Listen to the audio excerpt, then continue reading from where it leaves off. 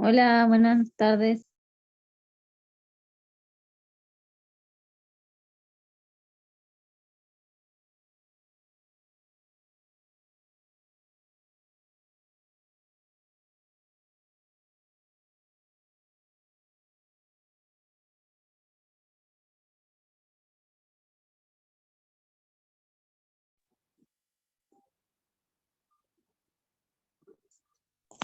Hola, buenas. Hola, ¿cómo estás?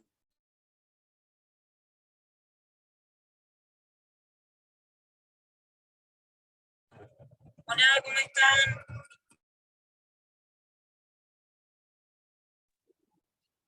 Bien, ¿ustedes?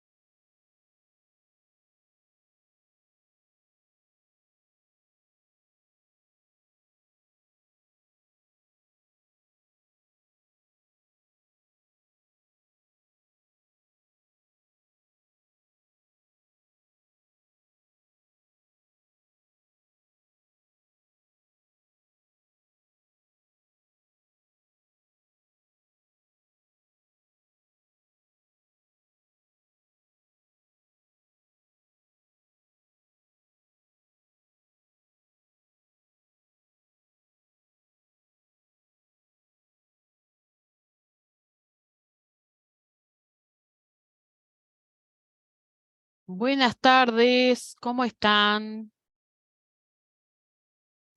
Hola, buenas tardes. ¿Bien ustedes? ¿Andan bien? Bien, con calor. Ah, me imagino. A los que les gusta el fútbol esperando el partido. ¿Quién juega? Necesitaba enterar. El primer clásico del año. Ah, hoy juegan. Sí, hoy juega.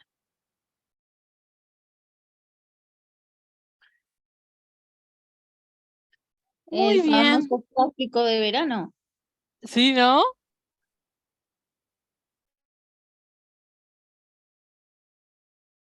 Muy bien. Hoy vamos a ver, así como vimos sobre farmacoterapia en el embarazo, en el adulto mayor, hoy vamos a ver farmacoterapia en el embarazo y lactancia.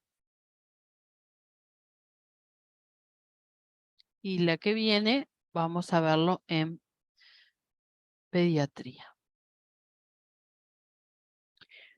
Y luego ahí terminamos con la parte de farmacoterapia en situaciones especiales.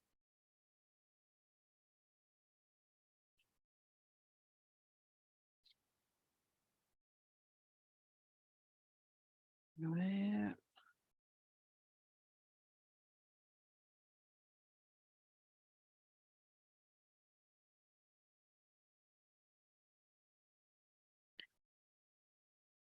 Muy bien. Bueno, ¿qué les parece a ustedes? A ver si alguien se anima a decir por qué será diferente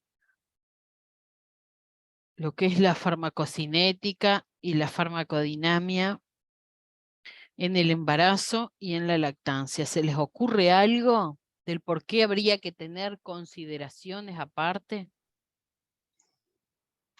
Porque le puede hacer algo al feto y Ujú. Porque el que es riesgoso. fármaco. Sí, es riesgoso. Ajá, ajá, bien. ¿Alguien más?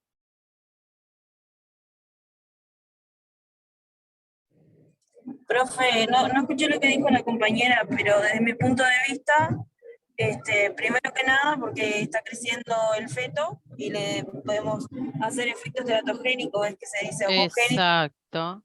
y por la lactancia también, le vamos pasando en la Claro, leche. eso Perfecto, mismo. perfecto. Muy bien, muy bien. Por ahí vamos, muy bien sus respuestas. Bueno, comenzamos haciendo algunas aclaraciones importantes y les cuento que dentro de la población que mayoritariamente consume fármacos,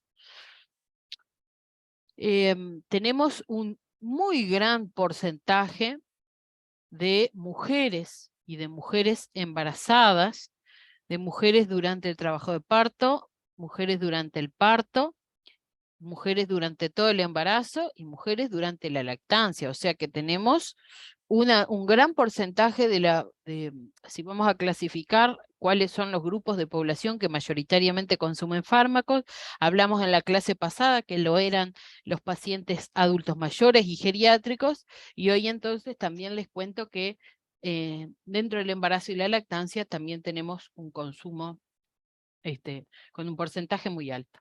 Según diferentes estudios, en promedio las mujeres embarazadas consumen 11 medicamentos de diferentes tipos durante todo el embarazo y entran en contacto con 7 fármacos durante el periodo de trabajo de parto y aproximadamente un 90% de las puérperas, ahí quedó mal, dice puertas, pero es puérperas, utilizan algún tipo de fármaco durante la primera semana del puerperio. ¿Tá? O sea que tenemos, es importantísimo tener presente lo que es la farmacocinética y la farmacodinamia en el embarazo y durante la lactancia, porque en nuestro país, estos son datos de nuestro país, Y también se corresponden de la misma manera a nivel mundial, existe un altísimo consumo de fármacos durante esta etapa. Desde el punto de vista farmacoterapéutico, el embarazo es una situación singular y especial, y ahora vamos a ir explicando por qué. Tenemos varias cosas sobre las que podríamos hablar, de las cuales vamos a hacer 3 puntualizaciones que engloban todo lo demás.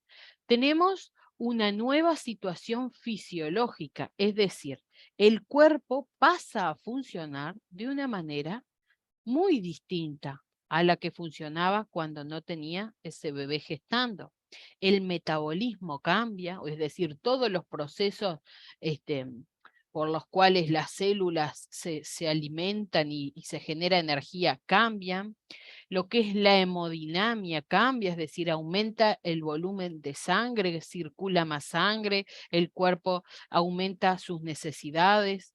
Y endocrinológicamente, es decir, las hormonas, también ocurre un gran cambio hormonal. Entonces, tenemos muchos cambios a nivel del funcionamiento, que más allá que lo miremos de afuera y parezca que es lo mismo y solamente crece la panza, hay grandes cambios a nivel de toda la fisiología en el organismo.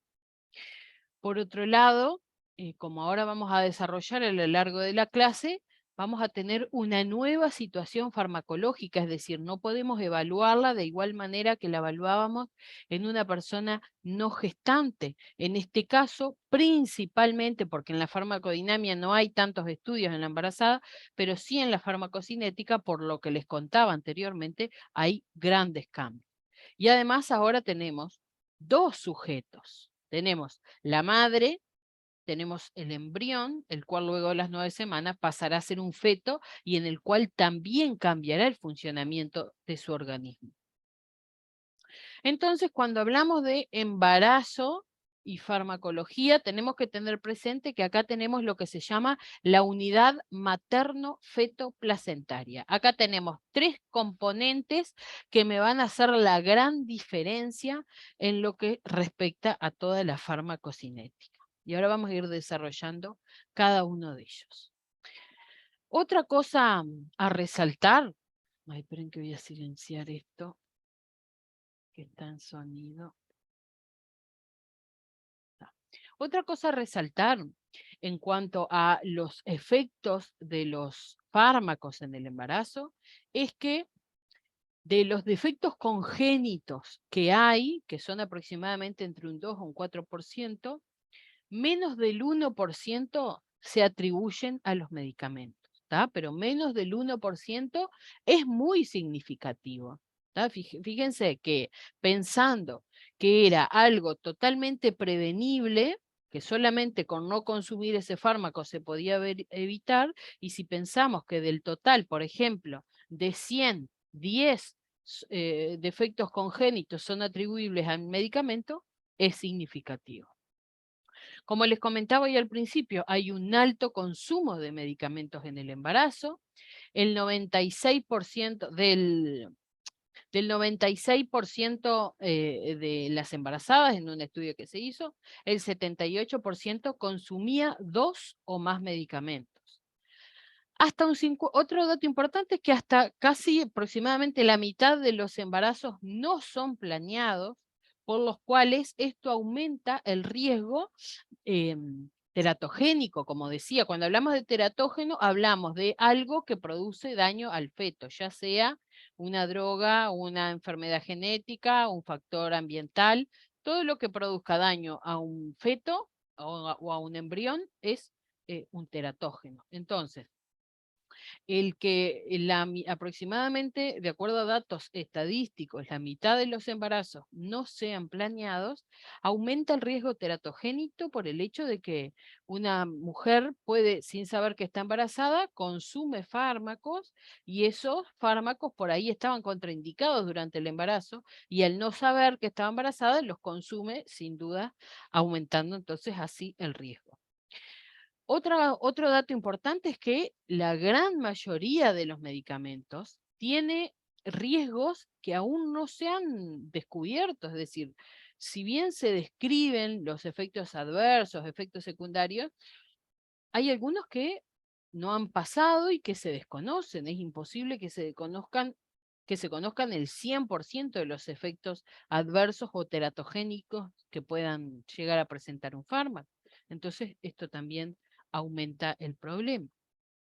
Y otra cosa que aumenta el riesgo y la gravedad de un daño que provoque un medicamento es que no se han podido, o sea, por la propia situación fisiológica de embarazo, los estudios en donde las investigaciones sobre determinados fármacos se hacen solamente en animales, en ovejas embarazadas generalmente, y esas investigaciones luego se llevan y se contrastan con las embarazadas humanas, pero no hay estudios en embarazadas humanas, ¿tá? O sea, hay muy pocos, por el riesgo que eso puede conllevar, o sea que eso también es una limitante para poder establecer datos de los medicamentos con respecto al embarazo y a la lactancia. Entonces, vamos a comenzar hablando sobre la farmacocinética. ¿Se acuerdan de lo que era la farmacocinética? Que era lo que nuestro cuerpo le hacía a un medicamento cuando ingresaba, y esa farmacocinética tenía diferentes etapas, pasos, fases, como les gusta. ¿Se acuerdan que comenzaba por la liberación del fármaco, el cual luego pasaba a absorberse, llegaba a la sangre, se distribuía, luego volvía al hígado, se metabolizaba y luego pasaba al riñón. Algunos se eliminaban por el propio hígado y otros se eliminaban por el riñón en lo que era la excreción, ¿no? Entonces, bueno, ahora vamos a hablar sobre este proceso de la farmacocinética, pero en el embarazo, y luego vamos a hablarlo en la lactancia. Comenzamos viendo qué ocurre, cuál es la diferencia que ocurre con la absorción en el embarazo. Bueno, ya como les comentaba al principio, había una modificación en cuanto a lo que era la fisiología, cambiaba la manera de trabajar normalmente el organismo, y una de las cosas que va a complicar la absorción de los medicamentos es que el vaciado gástrico se enlentece, es decir, casi a la mitad. Normalmente, si a una persona le lleva 1 hora y media, 2 horas, ponerle para que el estómago se vacíe, en la embarazada va a demorar el doble, ¿tá? Porque se enlentece casi a la mitad. Esto sumado a que se enlentece el movimiento de los intestinos, lo cual me va a retardar mucho más la absorción de un medicamento. Acuérdense que el medicamento se absorbía a nivel del estómago y del intestino, ¿tá? Y que había medicamentos que solamente se absorben si no hay alimentos. O sea que me encuentro con un estómago que quizás tomo y todavía sigue con alimentos, el cual además está no tiene una buena absorción ni a nivel del intestino. Como ven ahí, disminuye la secreción ácida. Esto quiere decir que me va a demorar más en degradarme también ciertos medicamentos. Aumenta el pH gástrico, esto quiere decir que junto con el que disminuye la secreción ácida, voy a tener un estómago muy poco ácido, y la mayoría de los alimentos necesitan esa acidez para poder degradarse.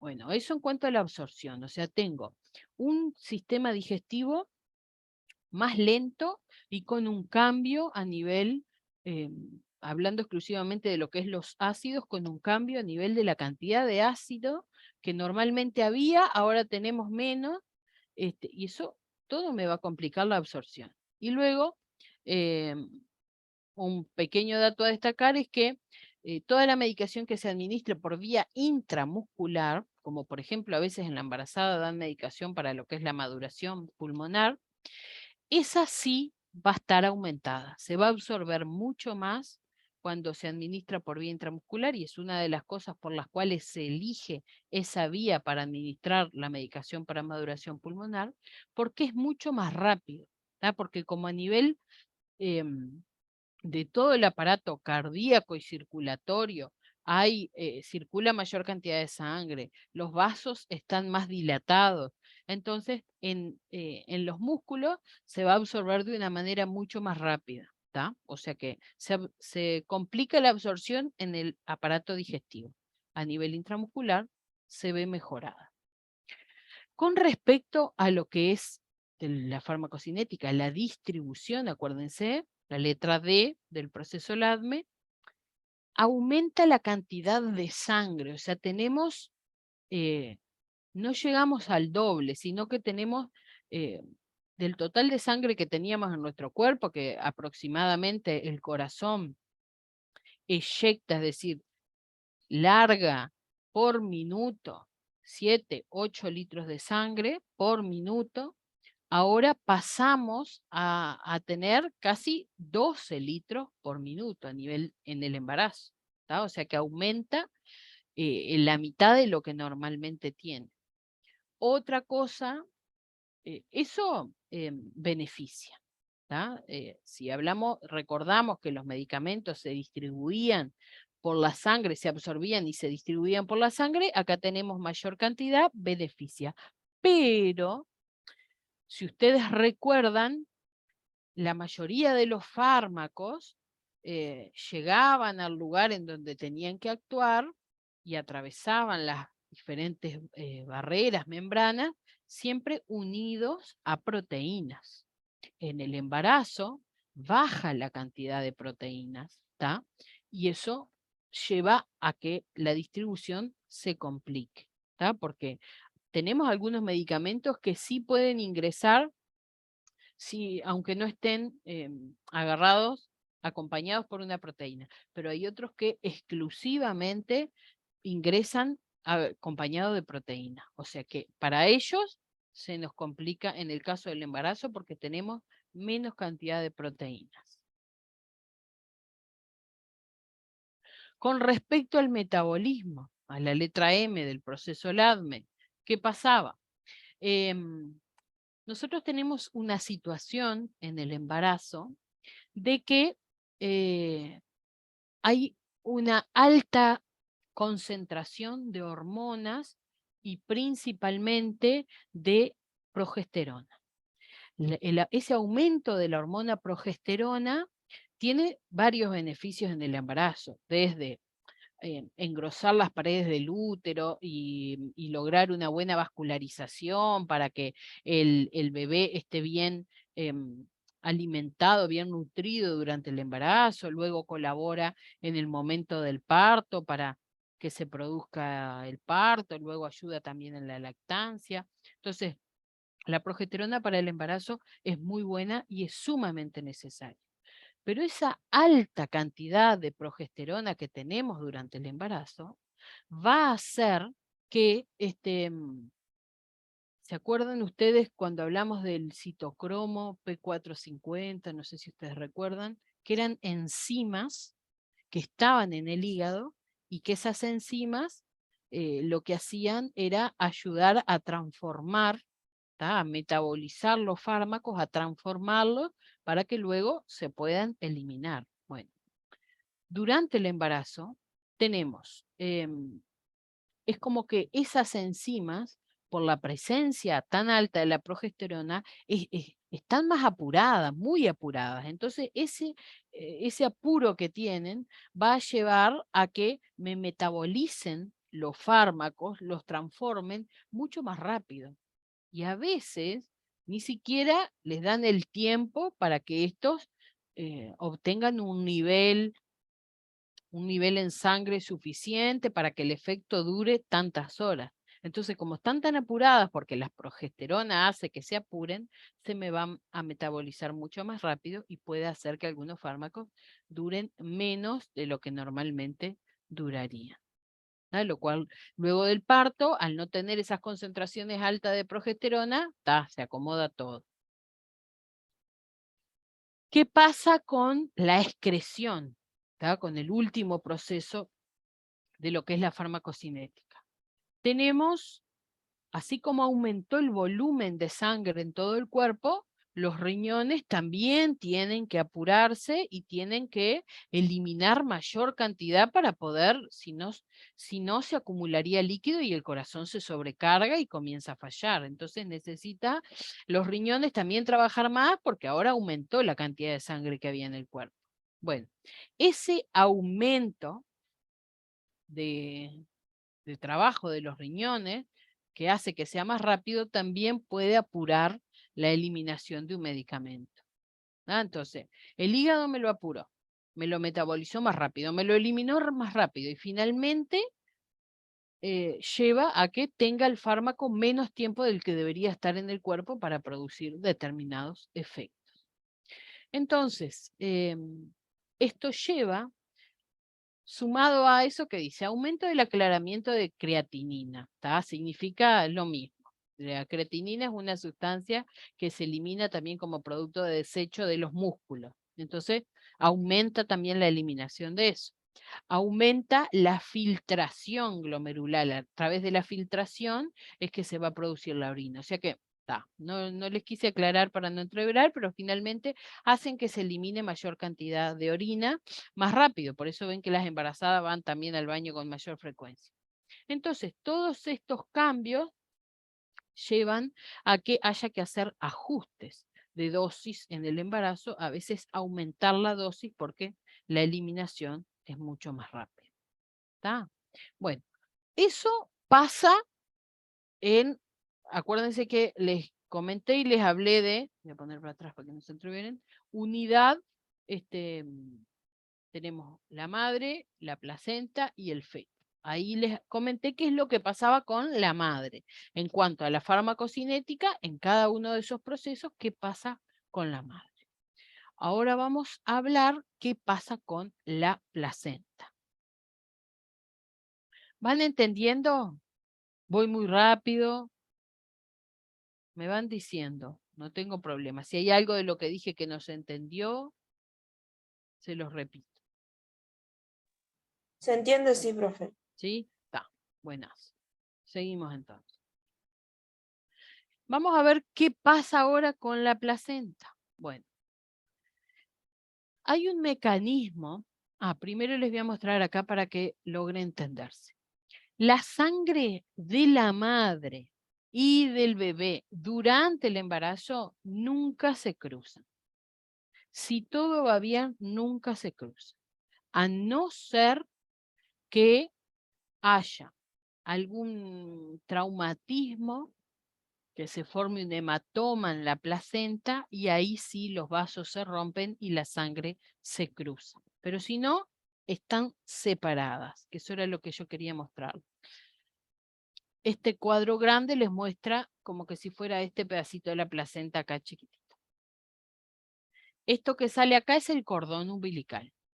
O sea que esto que ven acá, tanto esta trenza acá como estos arbolitos acá, son los vasos sanguíneos del bebé.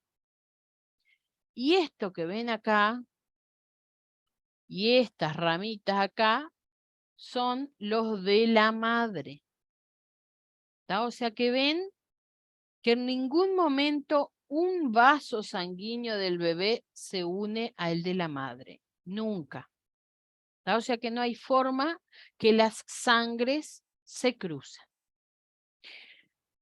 Simplemente es que, bueno, y ustedes dirán, bueno, pero ¿y entonces cómo hace la madre para alimentar al bebé a través de la placenta? Bueno, a través de un mecanismo que se llama difusión, en donde, por estar tan cerca unos de otros, hace que todo lo que es nutrientes y oxígeno, por ese mecanismo de difusión, van de donde hay mayor concentración a donde hay menos. Es una cuestión física. ¿Tá? Se cruza de donde hay más a donde hay menos, buscando equiparar. Entonces, la madre, que es la que come y es la que respira, es la que va a tener siempre mayor concentración. Esos cuando van pasando por un vaso sanguíneo, al haber poco del otro lado, difunden. Es como que, vamos a decir, como que esta membrana que ven acá sea como un mosquitero, como los mosquiteros, esos que son como todo cuadraditos, ¿está? Entonces, solamente pasan las partículas pequeñas que logran atravesar por ahí y ahí llegan al otro vaso sanguíneo y se absorben. Entonces, eso es lo que se llama difusión, el paso de moléculas de un lugar de donde hay mayor concentración a donde hay menos, de la madre al bebé. Pero también esto va a llevar a que, dependiendo del tipo de droga que sea, del tipo de fármaco, cada fármaco va a tener un tamaño. Las moléculas por las cuales está formado ese fármaco, ese principio activo, van a tener un tamaño, los cuales pueden ser más grandes o más chicas. Si son chicas van a atravesar, si son grandes no van a atravesar. Entonces, lo que son las drogas lipofílicas, o sea que cuando hablamos de algo lipofílico, es algo que se va a disolver más con las grasas. Cuando hablamos de algo hidrofílico, va a ser al revés. Entonces, las drogas que se llevan bien con las grasas, va a depender también del tamaño para ver si pasan bien o no pasan bien. Ahora, las otras drogas que se llevan bien con los líquidos, se van a encontrar con canales, aquellos canales que en algún momento les mostré cuando hablamos de metabolismo, y ahí depende de los canales y depende también del tamaño si van a poder bien o no van a pasar. O sea, no se entreveren con palabras, simplemente entiendan que a través de una membrana es que pasan y los medicamentos que tienen moléculas pequeñas son los que van a pasar con mayor facilidad. Es decir, un tamaño, como dice ahí, un peso menor de 800 Dalton. Es decir, Dalton es la medida de peso de las moléculas muy pequeñas. Es un valor muy pequeño. Entonces, simplemente para que entiendan que la placenta es un órgano de filtración y que depende de la estructura de la molécula de ese fármaco, si pasa o no pasa. Entonces, ¿cómo tiene que ser el fármaco para poder llegar y pasar por la placenta? Bueno, tienen que disolverse muy bien en las grasas. Los que se disuelven muy bien en las grasas pasan mejor que los que se disuelven en líquidos, porque los de líquidos se encuentran con esos canales y dependiendo de su tamaño si pasan o no. Los que sí se disuelven en grasas pasan mejor. Y luego los que no atraviesan la placenta son los que no se disuelven bien a grasas, los que sí o sí necesitan acompañarse de una proteína para poder pasar, porque no va a pasar. El unido a la proteína ya es más grande y no va a pasar, o los que son de tamaño muy grande. ¿Tá? O sea que bueno, simplemente eso, que se logra entender que la placenta va a ser de filtro y que los fármacos tienen que tener determinada característica para que pasen. O sea que es algo positivo, porque si no fuera por la placenta, pasaría todo, lo bueno y lo malo. ¿Tá? Y los fármacos que están indicados para el embarazo, al momento de hacerse, cumplen con esta característica. Si quieren que atraviese, cumplen con esta característica de disolverse fácilmente en drogas y de ser de tamaño pequeño.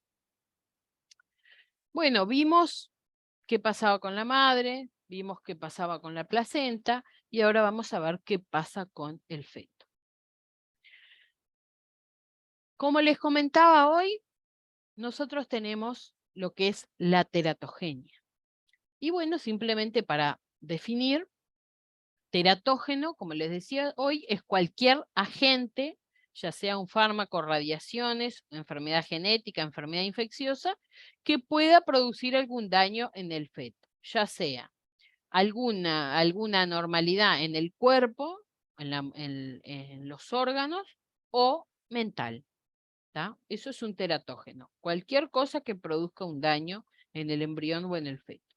Y cuando hablamos de teratogénesis, ya hablamos del daño producido. Es decir, cualquier alteración en la forma, en la bioquímica, en cómo funciona el cuerpo, que fue provocada durante el embarazo y la cual se detectó durante la gestación, es decir, durante el embarazo, en el nacimiento o posterior, ¿tá? Pero que fue producido durante el embarazo, se llama teratogénesis.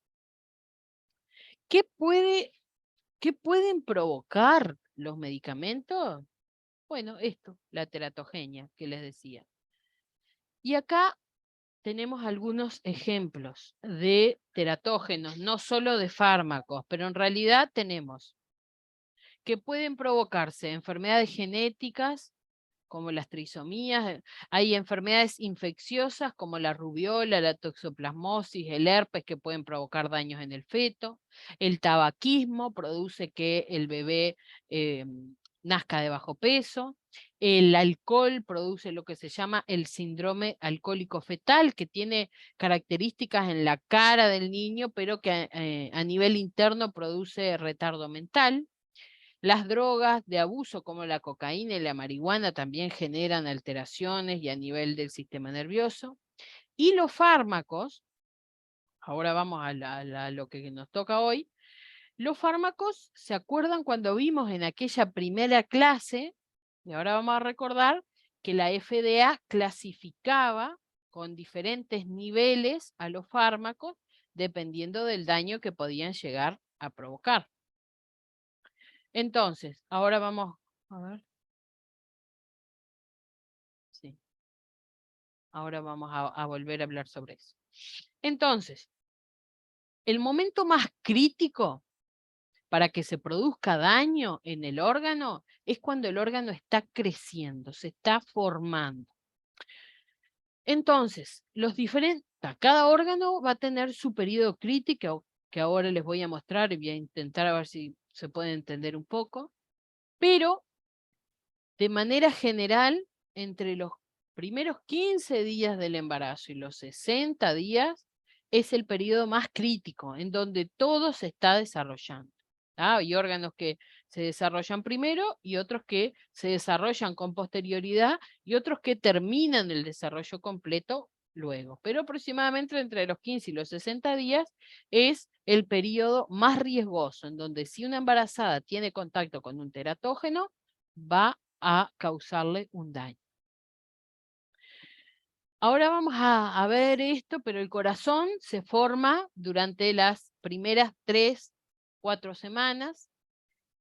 Los genitales externos son más sensibles a los daños, aproximadamente la 8ª y la 9ª semana de gestación. El cerebro y el esqueleto van a ser sensibles siempre a los teratógenos desde el inicio de la 3ª semana aproximadamente hasta el final del embarazo y a posteriori, luego de que nace. En lo que se llama el periodo preembrionario y de implantación, es decir,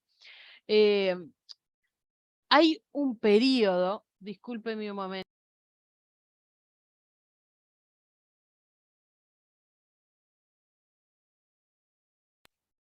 Nosotros tenemos en el periodo ese en donde todavía no se ha implantado el bebé, ahí no hay riesgo, pero lo que pasa es que ese periodo, desde que ocurrió la fecundación hasta que el bebé se implanta, más o menos lleva una semana, 14 días. Luego, una semana, 10 días, perdón.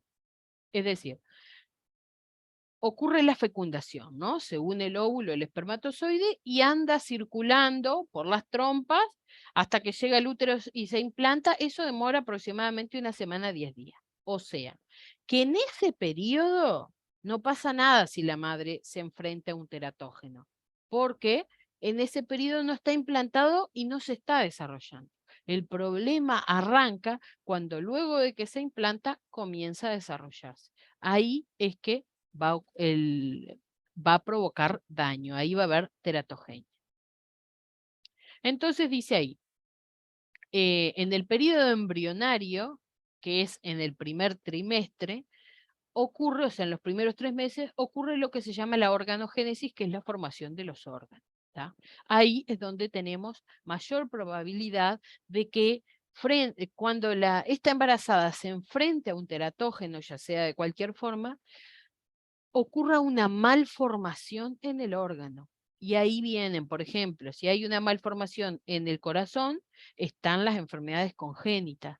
Si ustedes habrán escuchado capaz, CIA, CIB, los ductus, bueno, de todo tipo tenemos. Pero todo lo que es alteraciones en la forma del corazón, eso va a ocurrir en el primer periodo. Y luego, en los últimos 2 trimestres, o sea, a partir de los 3 meses, lo que puede llegar a afectar los fármacos es el crecimiento del órgano, o sea que ahí vamos a tener problemas en cómo funciona el órgano.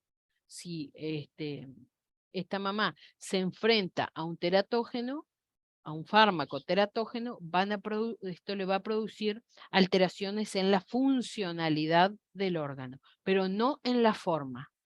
¿Está? Si la mamá se enfrenta a un fármaco teratógeno en el primer trimestre, o sea, durante los primeros 3 meses, ahí sí vamos a tener problemas en la forma, le va a provocar una malformación en el órgano. Si es luego, segundo y tercer trimestre, le va a provocar una alteración en cómo funciona ese órgano. ¿Está? ¿Se entiende o no? ¿Se logra entender? Sí. Bien. Bueno, y esto es simplemente para que vean, esto es desde lo que les comentaba hoy, la primera semana, acá va a ocurrir la fecundación y acá todavía no se implantó. ¿Está? Todavía no se implantó. En realidad después que se implanta él comienza a desarrollarse, pero bueno, acá primera y segunda semana no tenemos, a la semana ya se implantó, pero bueno, como es muy reciente, hasta las primeras 2 semanas, como les decía hoy, no va a haber riesgo si la madre se enfrenta a un teratógeno. Pero a partir de la tercera semana, sí. Lo que está en amarillo es el riesgo. ¿Está? O sea que, fíjense acá, esto es semana, ¿no? 3, 4, 5, 6, 8, 16, 38 semanas.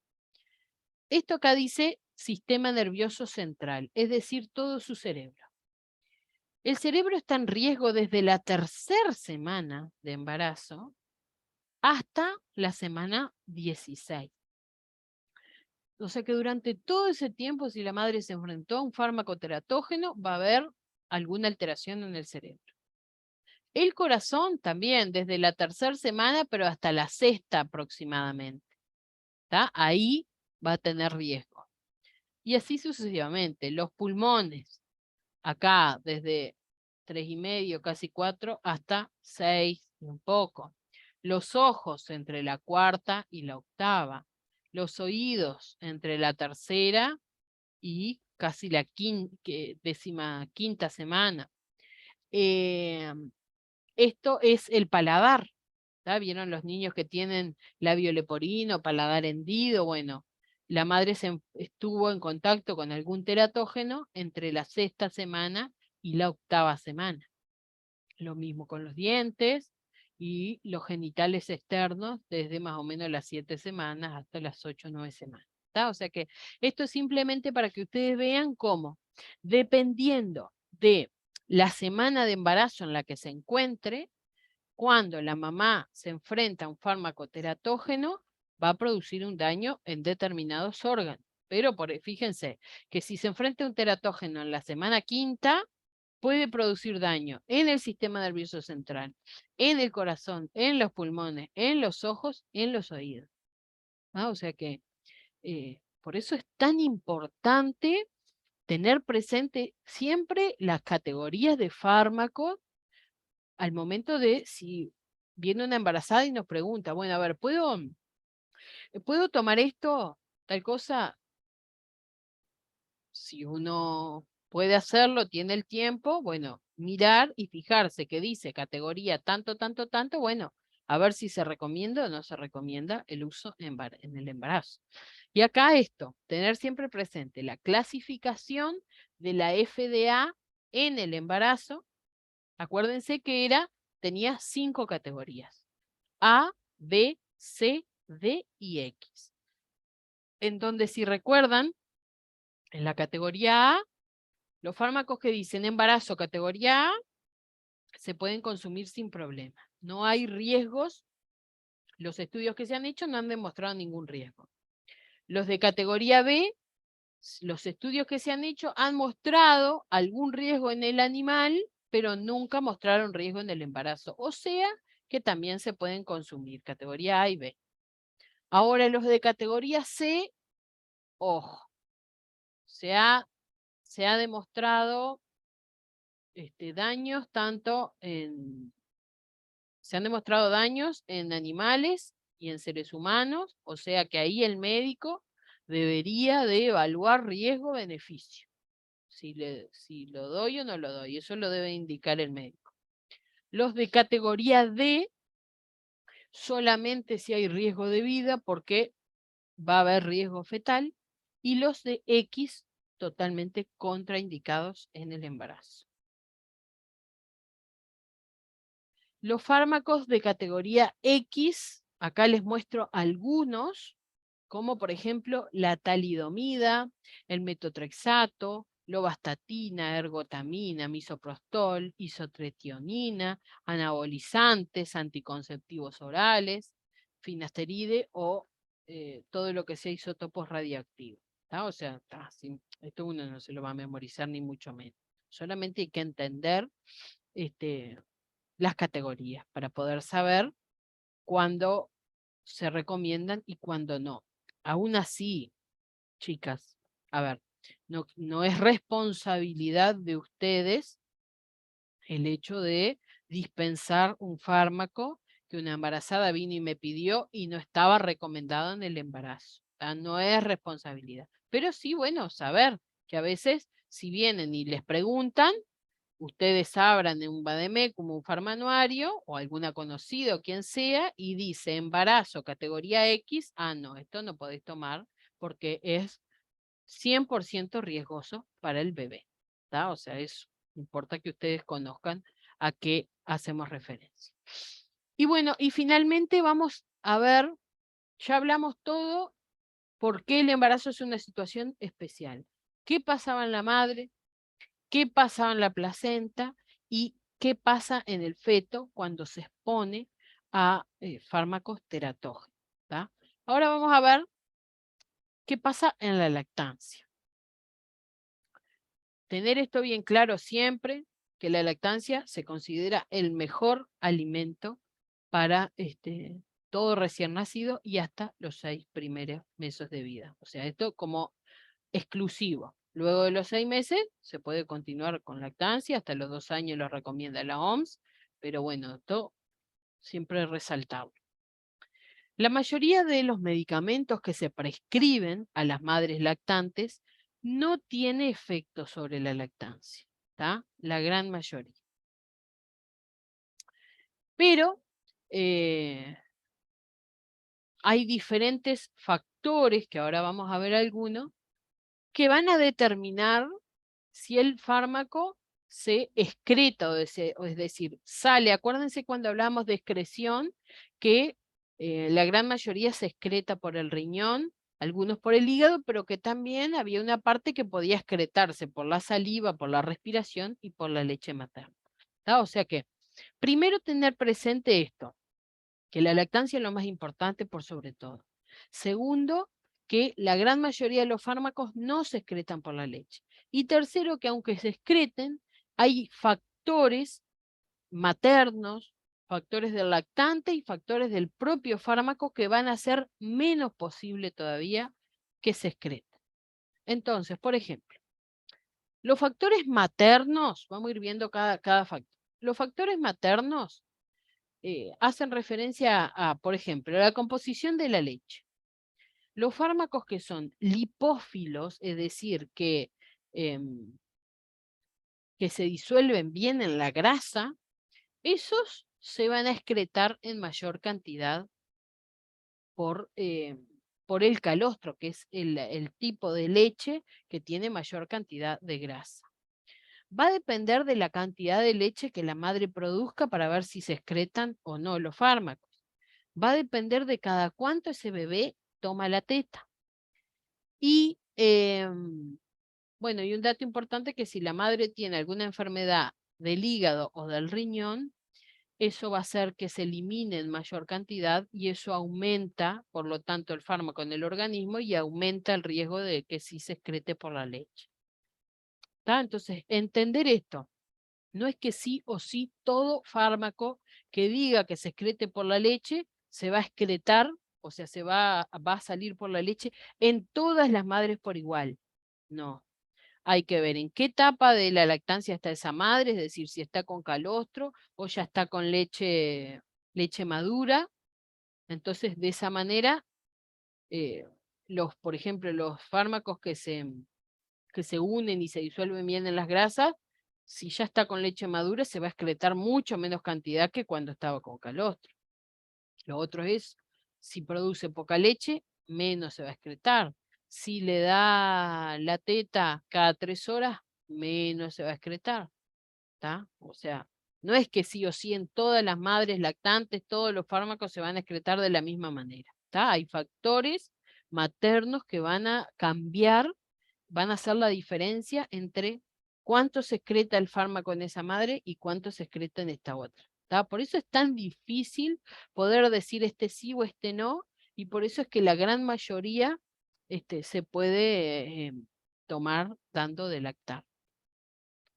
En el niño también van a haber factores que me van a diferenciar la forma en que se absorbe en un niño que en el que se absorbe en el otro.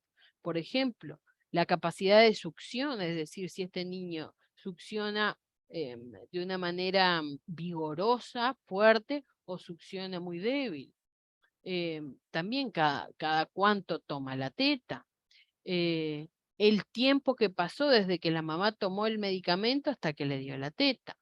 Y la capacidad que tiene el hígado de ese bebé, dependiendo de la edad, en poder metabolizar un medicamento. O sea, que siempre lo mejor que se recomienda es que sea la droga que sea, si no está contraindicada en la lactancia, que la madre trate de, si es posible, le da la teta y toma.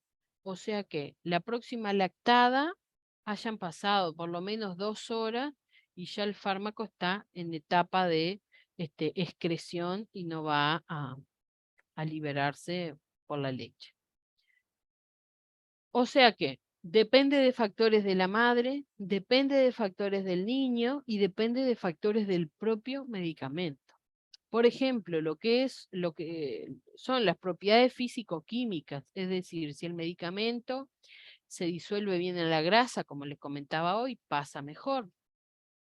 Del grado de ionización, que es una particularidad química, que los medicamentos que son menos ácidos pasan mejor. Depende del peso también del fármaco. Si es de un peso más grande, va a pasar menos también. Y también depende de lo que son las propiedades farmacocinéticas. Si el fármaco se absorbe bien, si se une bien en las proteínas plasmáticas y por lo tanto se va a distribuir bien, cómo se metaboliza, cómo se excreta, es decir, depende de muchísimos factores. O sea, que una mujer que está dando de mamar no tiene por qué ser privada de la necesidad de un medicamento. ¿Está? Frente a la necesidad de cumplir con un tratamiento, no tiene por qué privarse la lactancia, a no ser que tenga una categoría que diga que está prohibida durante la lactancia, pero si no, no es necesario. Entonces, siempre que sea posible, esto, lo que les comentaba hoy, tratar de la mamá de que tome el medicamento cuando finalizó de dar de mamar. ¿Tá? O sea que la próxima lactada, como les comentaba, ya está casi listo para, o está en un proceso de metabolización, todavía no de excreción y por lo tanto no se va a eliminar. Va a haber algunas, sin embargo, no es que todo está bueno y que no pasa nada con la lactancia, no. Hay algunas situaciones que pueden generar mayor riesgo, como por ejemplo, una mamá que tome algún medicamento que no sea de uso habitual en pediatría. Eso puede constituir un riesgo y el médico evaluará. Lo otro, si la madre tiene que recibir tratamientos muy prolongados, de semanas, de meses, bueno, finalmente, en algún momento eso va a pasar por la leche, porque ya tiene un equilibrio de concentración que va a salir por la leche. Lo otro es que haya antecedentes en la familia de haber tenido sensibilidad, alergias a alguno de los fármacos que la madre está consumiendo. O también con medicamentos que son nuevos, es decir, que recientemente se han aprobado porque hay menos herramientas menos investigaciones para poder decir que eso no va a ser nocivo. Y lo otro es en los bebés que son prematuros o con bajo peso al nacer, también tenemos, por la inmadurez en el hígado, por la menos cantidad de grasa, tenemos mayor riesgo de que la concentración del fármaco pueda resultar nociva. Se aconseja siempre que una mamá que esté dando de mamar y tenga que ingerir algún tipo de medicamento y que no sea de uso habitual o durante mucho tiempo, o aún así, si está todo bien y parece que ese medicamento no va a producir ningún daño porque ya es conocido, porque está probado su uso en la lactancia, aún así debemos de recomendar a las madres que observen al bebé, observen al bebé o al lactante o al niño, y de esa manera poder darse cuenta lo más rápidamente posible si por ahí ese medicamento que parecía tan bueno, como les comentaba hoy, en ella no resultó bueno para su bebé. Entonces, siempre recomienden eso, que cuando van a tomar un fármaco y están lactando, aunque esté aprobado, observen al niño para poder detectar cuanto antes cualquier cambio que haya, cambio en su comportamiento, es decir, que pueda, todo, todo medicamento, como cualquier enfermedad que va a producir un daño, se van a observar cambios en el comportamiento, se va a observarlo más decaído, como que no va a succionar bien porque va a estar muy decaído, o puede verlo muy agitado, inquieto, o que se brota todo, ¿no? Eso, exantema hace referencia como que se brota todo, esas cosas, ¿está? Y que recomendar que si aparece alguna de estas cosas, lo lleve a consultar con el pediatra. ¿Está? Porque en realidad, como les digo, no está todo conocido ni está todo dicho. Y hay cosas, todos estos factores que les comentaba hoy, factores maternos, factores del niño y factores del fármaco, que hacen imposible que esté todo escrito. ¿Tá? O sea que esté todo escrito cómo cada fármaco va a actuar en la lactancia. ¿Tá? Porque hay cosas que hacen individuales y que van a afectar a este y no a este. Por eso es que hay que, ojo, estar atento a esas cosas. Y el médico recomendará que se suspenda la lactancia cuando es conocido que el fármaco produce efectos adversos en el bebé. Por ejemplo, los quimioterápicos hacen que la lactancia se deba de suspender. Bueno, esto que les decía, fármacos muy potentes, de muy alto riesgo, como los citostáticos, que son quimioterápicos, altas dosis de corticoides, para madres, por ejemplo, con alguna enfermedad autoinmune, o fármacos radioactivos, todo eso hacen siempre que se suspenda la lactancia.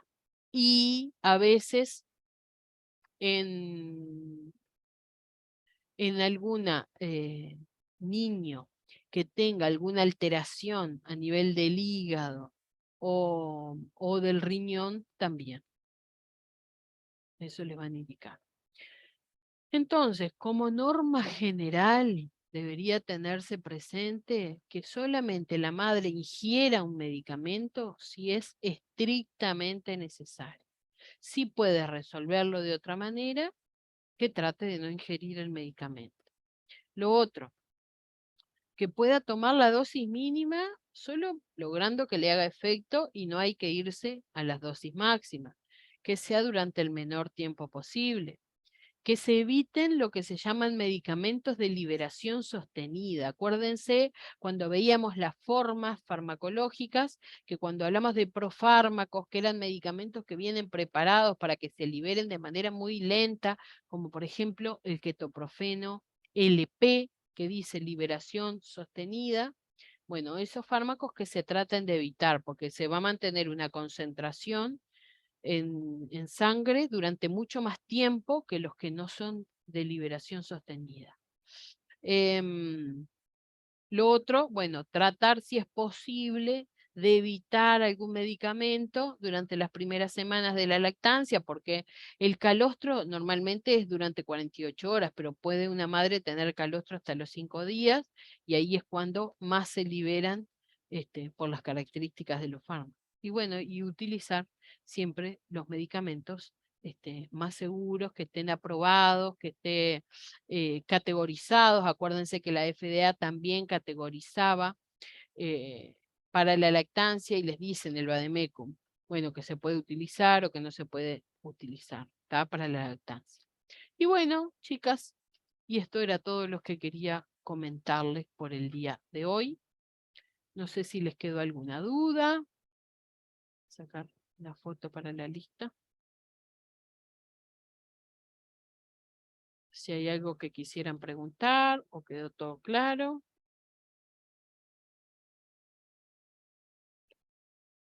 Las escucho.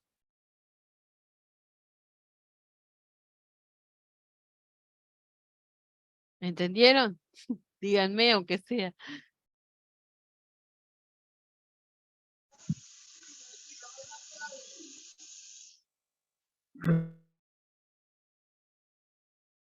¿Sí? ¿Se entendió? ¿Entendió? Solange, ¿entendió? Bien. Buenazo. Bueno, espero que la demás, si no quieren hablar, bueno, lo tomo como que lo han entendido. Tricia dice también que se entendió. Bien. Bueno, buenazo. Está, me alegro. Cualquier duda que tengan igual, la podemos ver la clase que viene, no hay problema. Está, bueno, les va a quedar la tarea, la clase, la tarea en la plataforma. Y nos vemos entonces el miércoles. ¿Está? Que Dale, pasen gracias. muy bien. Nos vemos. Chau, chau.